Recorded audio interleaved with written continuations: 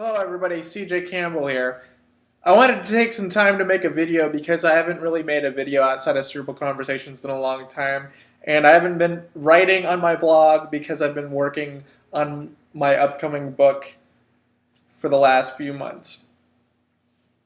And don't worry, I assure you, I am not doing any fundraising, I am not going to ask for any money, and this beard on my face is not in any immediate danger. But I've been learning a lot over the last few months, and I wanted to share a bit of an experience that I had this last week.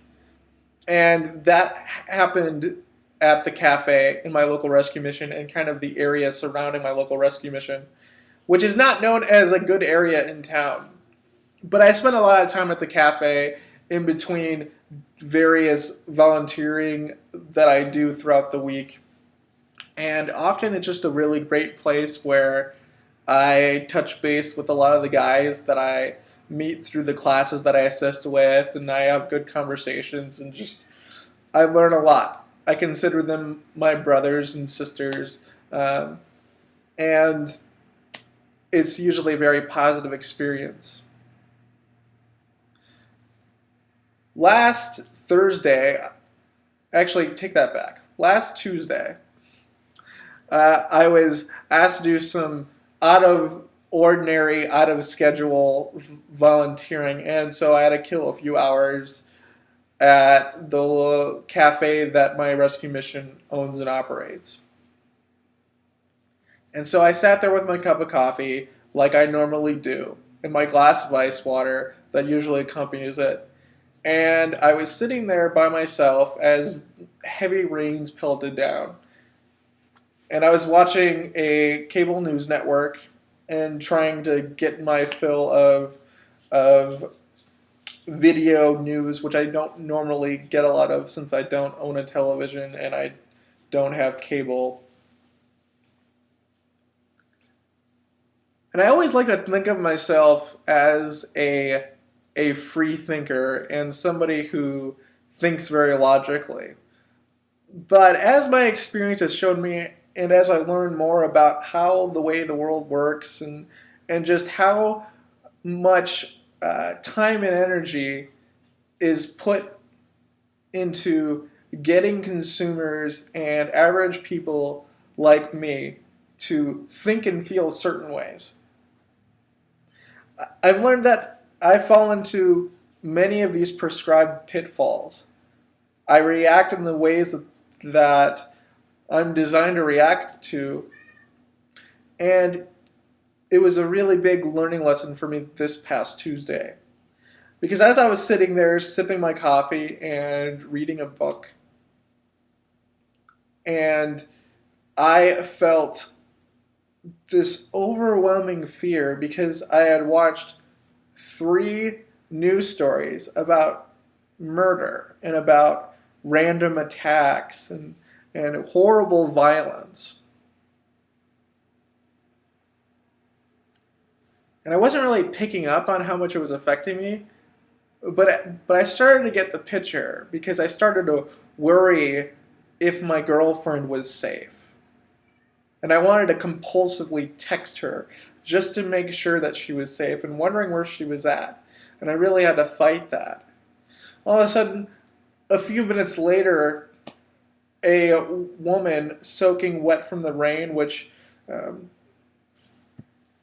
I had seen previously in the morning coming out of the crisis level shelter at a rescue mission, meaning that she was most likely temporarily or had been homeless for a long period of time.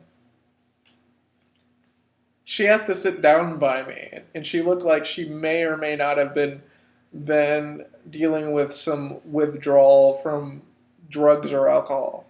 But I had deemed in my head that that's exactly what she was going through. Even though I had no proof of that, I was just basing things off of my perception of who she was, where she was, and why she was there.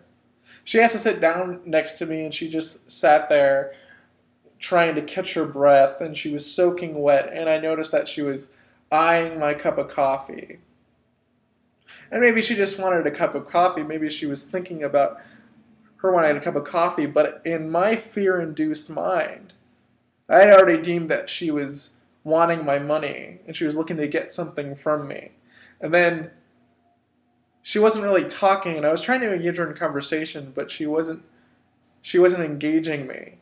And then she had asked me if I would like to go to the lunch line with her because our rescue mission was about ready to serve lunch for the day. And I declined, not because I didn't trust her, but more of because I didn't want to eat that lunch. However, as she walked away, I started developing a scenario in my head that she was most likely a prostitute and was looking to solicit me for money. I had no proof of this, but because I was assuming that she was looking to take advantage of me, that is the conclusion that came to my head. It really bothered me that I thought this way, but it didn't stop there. Now, usually when I'm walking to the rescue mission, about half a block to the cafe that's right across the street from it, I'm usually very open and jovial and willing to engage in conversation with people that I know from the recovery program or people that I don't know. I usually feel very safe and I'm really quite happy and at ease, but not this time.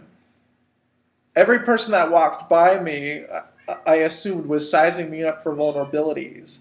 I was quickly running through scenarios in my head of what I would do if they attacked me and having existential crisis because I wasn't sure if nonviolence was really all that practical or the right way to go about things. And this is something that I question all the time, but usually I don't question it out of a place of fear. I question it out of a place of practicality. But in my fear-induced mind, there was no practicality except for survival. I noticed myself grasping onto my arm crutches a bit more tightly, ready to spring into action if somebody made any sudden movements. I didn't want to engage. I didn't want to look people in the eye because everyone essentially turned into a potential threat, a target, and an enemy. And in that moment, I realized that I wasn't strong, that I was vulnerable, not to the people around me, but I was vulnerable to a story that somebody wanted me to believe. I was vulnerable to a prescribed and calculated move to get me to react in fear that made me not want to change the channel, that made me want to react and act and feel in certain ways. And I realized that I'm not above media influence. I realized that it affects the way that not only I view myself, but more importantly, it affects the way that I view others. It affects the way that I think things should be handled. And it doesn't really create me to be a better person. It creates me to want to be a more safe person, but not for the sake of others, for the sake of my own survival. It goes against every core belief I thought I had. And so I'm asking that maybe we all just don't fall into those pitfalls. We don't fall for these traps. We begin to question the news and the information that we're given. Because if we want to create a better world, we can't be told what the world is. We need to experience what the world is. We need to base ourselves in reality. We need to take on this idea that our experiences are more powerful than these written stories to get reactions out of us. And yes, we can't always rely on our personal experience. We need to be willing to also take in new information, but we need to question that information.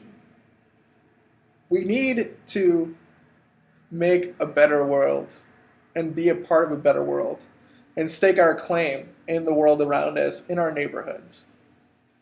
So hopefully you found this video worthwhile. And as always, remember, love will not be defeated.